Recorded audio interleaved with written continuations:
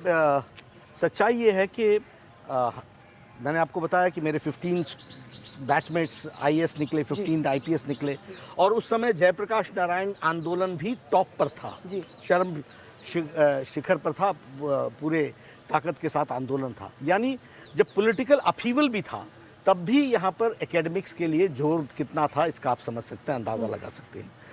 लालू जी के आने के बाद शिक्षा में बहुत बड़ी गिरावट आई और सिस्टम्स टूट गए, व्यवस्थाएं टूट गईं, प्रोफेसर्स की नियुक्तियां बंद हो गईं, प्रोफेसर्स की नियुक्तियां भाई भतीजेवाद को लेकर के एडहॉक रखना शुरू कर दिया।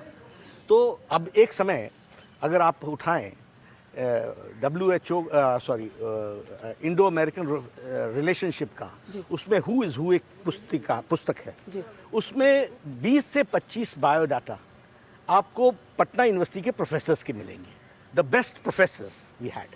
तो ये क्या हुआ, कहाँ हुआ? क्योंकि आज पॉलिटिकल लेवल पर जयप्रकाश नारायण आंदोलन के बाद जब लालू जी का राज आया तो शब्द अच्छा नहीं है लेकिन चरवाहा विश्वविद्यालय यानी सारा बिहार चरागाह बन गया और चरागाह बनते बनते चारा घोटाला तक पहुंच गया। अच्छा, लोग कहेंगे कि उस वर्ग की शिक्षा के लिए उन्होंने बनाया। हाँ ठीक है, लेकिन हुआ क्या कि जो एस्टैब्लिश चीजें थी उनको आपने कोलैप्स करा दिया। शिक्षा के जो सिस्टम्स थे, मैं कह रहा हूं ना कि 20 से 25 प्रोफेसर्स बेस्ट बायोडाटा वाले यहीं से चुने जाते थे।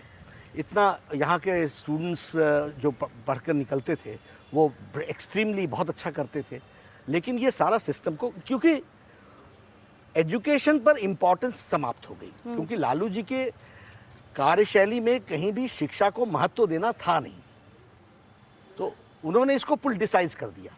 पॉलिटिसाइज करने के बाद क्वालिटी घट गई जी। अब हमारे पिताजी प्रोफेसर थे तो उन्होंने कभी भी स्टूडेंट डिसिप्लिन के मामले में कॉम्प्रोमाइज नहीं किया, लोग जानते थे। पर वो दौर भी आया नड्डा जी, जो खासकर मैं अपने समय से अगर उसे रिलेट करूं, जब ज्यादातर बच्चे और जो वेल ऑफ घरों से थे वो सब चाहते थे कि दिल्ली जाकर पढ़ें। वो इसलिए क्योंकि यहाँ की सिस्टम कोलैप्स हो गया। लेकिन अगर आप 80s तक की बात करेंगे तो दिल्ली जाना कम था। हाँ। दिल्ली जाते थे पोस्ट ग्रेजुएशन के लिए, दिल्ली जाते थे यूपीएससी की तैयारी के लिए। अब +2 से कोशिश होती है। हाँ, +2 से सीधे। पर आप लोग कुछ कर पाए उस पर अपने सालों में? हाँ बिल्कुल। जो एजुकेशन में 1000 crore rupees have been spent in last 3 years reestablishing system को फिर से वापस लाने के लिए। लेकिन एजुकेशन एक ऐसी चीज है और हेल्थ एक ऐसी चीज है, बनने में 10 साल लगते हैं और बिगड़ने में 5-7 साल लगते हैं। तो ये जो लालू जी का टेन्योर था, उसमें एजुकेशन की बहुत नेग्लिजेंस हुई, और नेग्लिजेंस के उपेक्षा तो हुई इसको एक जिसको कहा जा सकता है कि एक हीन दृष्टि से देखा गया, इसको प्रायोरिटी नहीं दी। क्या है, कैसे चलेगा? प्रोफेसर्स की सैलरीज बंद हो गई, पेंशन्स बंद हो गई, and there was no priority.